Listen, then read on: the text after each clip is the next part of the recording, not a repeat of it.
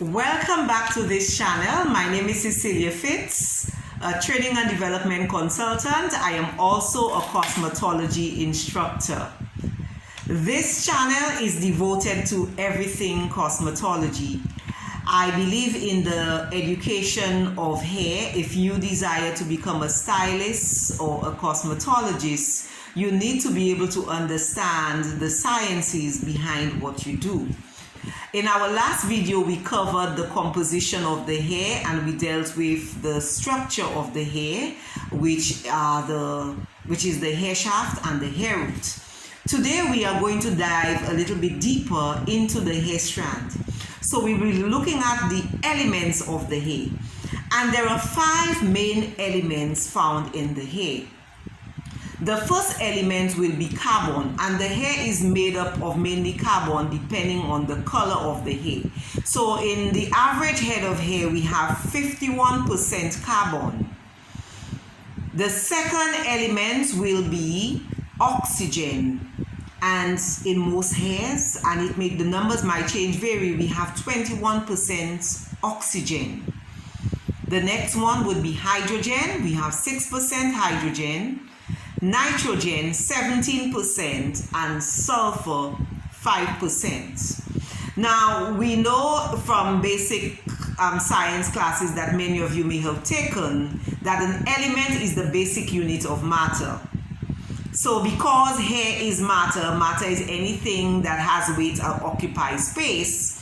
Matter, the hair also consists of elements. So the elements we said are carbon, oxygen, hydrogen, nitrogen, and sulfur, and it is commonly referred to as the coins of the hair. So if you forget what the various elements are, just remember they are the coins of the hair.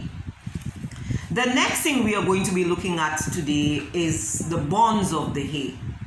There are 4 main types of bonds found on the hair. And the bonds of the hair is found within the cortex. It forms like a ladder. If you can imagine a ladder with steps. So we have the ladder of the bonds of the hair. So we have the end bonds, which are the 2 side walls of your ladder. And those 2 side walls are what we call the end bonds. The name of this bond is called peptide bonds, or we commonly refer to them as polypeptide chains.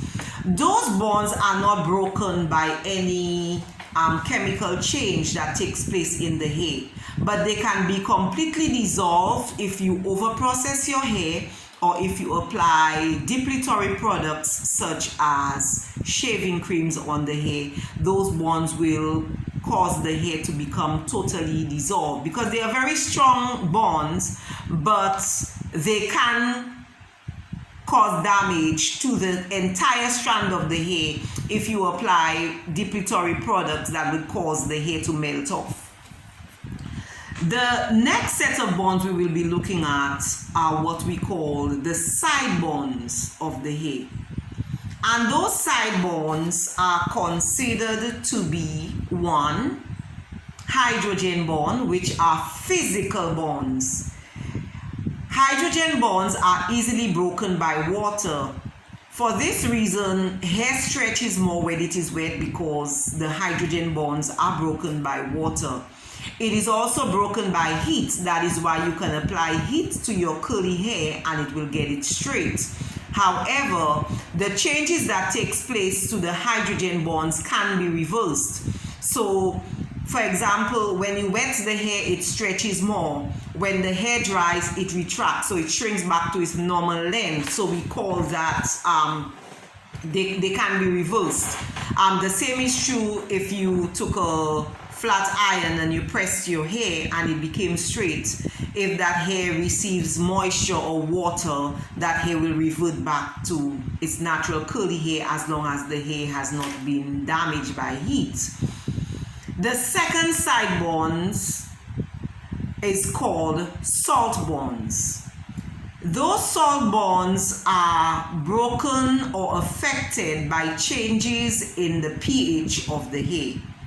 So for example, if I applied permanent waving solutions to a hair, which is what we call thioglycolate or ammonium thioglycolate, which are the products that we use to apply perms on the hair. These products has the ability to create chemical changes and affect the salt bonds. There are less salt bonds in the hair compared to that of hydrogen bonds. Hydrogen bonds make up the majority of bonds found on the hair. So the salt bonds are a little less than the hydrogen bonds. The last bond that we're going to be looking at is what we call the disulfide bonds.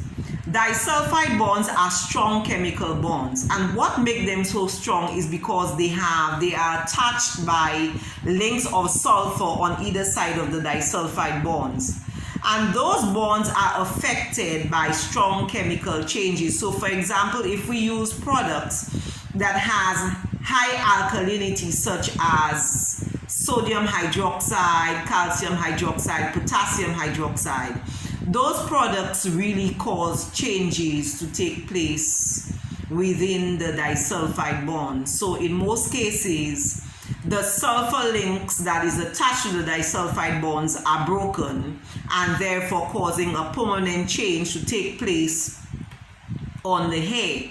Those permanent changes cannot be reversed. There is nothing that you can apply to the hair when a chemical change has taken place. So, you know, in my country, I'm from St. Lucia, I hear people say, well, you can wash your hair with Bear. No, washing your hair with Bear will not remove the chemicals from your hair. All it will do is to allow your cuticle scales to become very swollen and open and cause damage to the hair, but the chemical change will not be reversed. The only way you can remove chemicals from your hair is by growing out your hair. So I hope this information that you have received today will be very helpful. In the next few classes, we will continue on the different hair textures, hair density, and the different changes that takes place on the hair. So if you like this content, please like this video, subscribe, and share. I want to see you in our next class. I'm really looking forward to making some wonderful content for you that will help you through to cosmetology school. I also offer online courses for people who already have prior knowledge. So if you have prior knowledge and need certification, I do have an online program that we can do. But remember, this is not a class for beginners. It is only a class for people who have been working in the field of cosmetology for a minimum of 2 years and more. So I'd like to thank you and see you next time.